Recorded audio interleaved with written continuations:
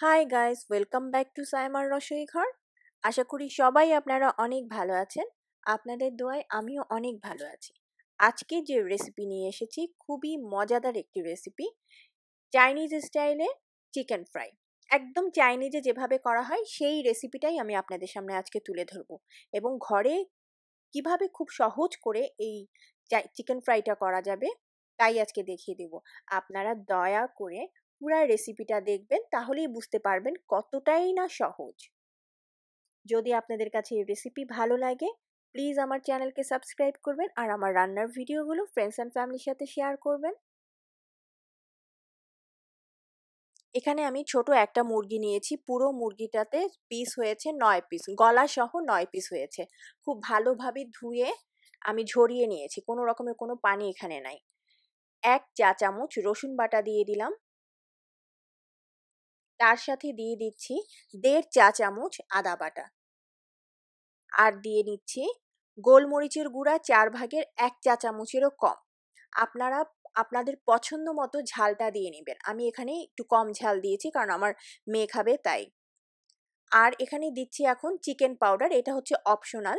চাইনিজে সাধারণত আজিনোমোটোটা ইউজ করে। আজিনোমোটো শরীরের জন্য ভালো না, তাই আমি চিকেন পাউডার বা চিকেন ফ্লেভার বলে সেটা আমি দিয়ে দিয়েছি। থাকলে দিবেন, না হলে দেওয়ার কোনো দরকার নেই।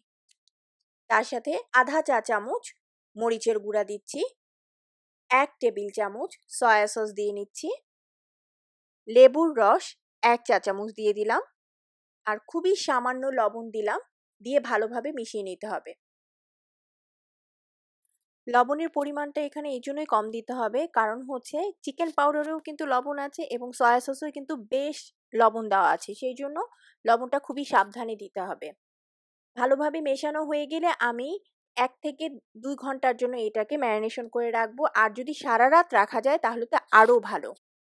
এখানে আমি 1/3 কাপ ময়দা নিয়েছি, 1/3 কাপ কর্নফ্লাওয়ার নিয়েছি, তার সাথে সামান্য একটু লবণ দিয়ে একটু পাপরিকার গুঁড়া দিচ্ছি। পাপরিকার পরিবর্তে আপনারা কালার ইউজ করতে পারেন, গুঁড়া মরিচ দিতে পারেন, এটা আপনাদের ইচ্ছা। এমনকি কর্নফ্লাওয়ারের পরিবর্তে আপনারা বেসনও ইউজ করতে পারবেন। এখন আমার ম্যারিনেশন করা চিকেনগুলো আমি এখানে দিয়ে ভালোভাবে মিশিয়ে নিব। অনেকে ডিম ইউজ করে, আমি এখানে ডিম ইউজ করি না। আমি যখন হোটেলে চাকরি করতাম তখন কিন্তু আমি কোনো ডিম ইউজ করতাম না। জাস্ট নর্মাল এই যে পানি দিচ্ছি ঠিক এরকম পানি দিয়ে আমি গোলাটাকে গুলিয়ে নিতাম। কনসিস্টেন্সিটা খেয়াল করবেন যে আমি একসাথে কিন্তু পানিটা দিচ্ছি না, অল্প অল্প করে পানি দিয়ে মিশিয়ে নিচ্ছি। ধাপ করে যদি একসাথে পানি দিয়ে দেন বেশি, তাহলে কিন্তু পাতলা হয়ে যাবে। সেই জন্য আস্তে আস্তে অল্প অল্প করে পানি দিয়ে মিশালে সুন্দর বোঝা যাবে। দেখুন কনসিস্টেন্সিটা কিরকম হয়েছে, ঠিক এরকমই হতে হবে। আর আমি এখন আরও 10 থেকে 15 মিনিটের জন্য এটা রেখে দিব। ওপাশে আমি তেল গরম দিয়ে দিয়েছি। তেলটা আমার গরম হয়ে গিয়েছে, 200 টেম্পারেচারের উপরে উঠে গেছে, তার মানে হচ্ছে একেবারে হাই হিটে মোটামুটি একদম গরম হয়ে গেছে। এখন চিকেন ফ্রাই ভেজে নেওয়া যাবে। চিকেনগুলি সব দিয়ে দিচ্ছি একে একে করে। চিকেন দেওয়া হয়ে যাওয়ার পরে কিন্তু মিডিয়াম হিটে রেখে এই চিকেনগুলোকে ভেজে তুলতে হবে। তখন কিন্তু হাই হিটে রেখে চিকেন ভাজা যাবে না, তাহলে পুড়ে যাবে।